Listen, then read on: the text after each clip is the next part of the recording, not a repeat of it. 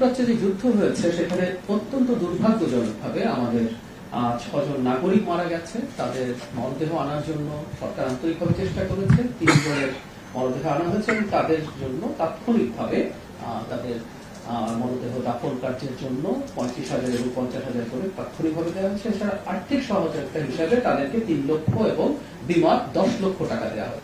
যুব ক্রীড়া মন্ত্রণালয়ের পক্ষ থেকে নতুন করে স্পোর্টস মানে বিএনপি সরকার যখন প্রথম ক্ষমতা ছিল শহীদ প্রেসিডেন্ট জিয়াউর রহমানের সময় নতুন করে সাংস্কৃতিক কর্মকাণ্ডের ক্ষেত্রে শুরু হয়েছিল। এবার এটাকে খেলাধুলার ক্ষেত্রেও আওতা বাড়ানো হচ্ছে, আপনারা নিশ্চয়ই জানেন। আরো কিছু কিছু ক্ষেত্রে এই ধরনের ট্যালেন্ট হান্টিং হবে, সেটা নিয়ে আজকে সকালে মাননীয় প্রধানমন্ত্রীর সাথে একটা বৈঠকে আমরা ছিলাম। তো আমরা চাই আমাদের তরুণ সমাজকে যত বেশি সম্ভব সৃজনশীল এবং যেটা তার জন্য ভালো এরকম কর্মকাণ্ডের প্রতিযোগিতায় নিয়ে আসা।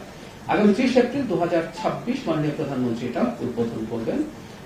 গত 30 মার্চ 2026 মাননীয় প্রধানমন্ত্রী দেশের ক্রীড়া ক্ষেত্রে আন্তর্জাতিকভাবে পদক অর্জনকারী 129 জন খেলোয়াড়দের মাসিক 1 লক্ষ টাকা করে ক্রীড়া ভাতা প্রদান করেছেন, ক্রীড়া কার্ড দিয়েছেন এবং যারা স্বর্ণ পদক পেয়েছেন তাদেরকেও খুবই 3 লক্ষ টাকা একক ক্ষেত্রে, দলগত ক্ষেত্রে 2 লক্ষ টাকা অনুদান দিয়েছেন।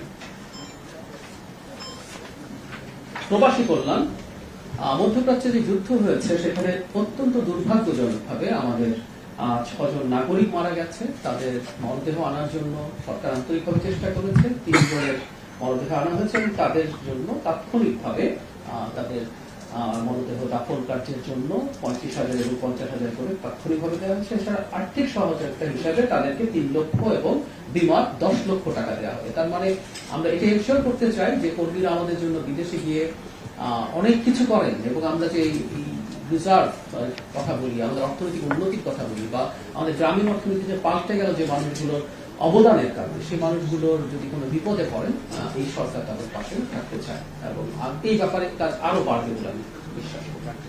সড়ক পরিবহনের ক্ষেত্রে গণপরিবহনের জিপিএস কার্যকর করার সিদ্ধান্ত নেওয়া হয়েছে। ইউ টার্ন গুলোকে নিরাপদ করার চেষ্টা করা হচ্ছে। ফেরিতে যানবাহনের ক্ষেত্রে আমরা খেয়াল করেছি গত ঈদের সময় ফেরিতে যানবাহন ওঠানামার একটা সংকটের কারণে একটা মর্মান্তিক দুর্ঘটনা ঘটেছে।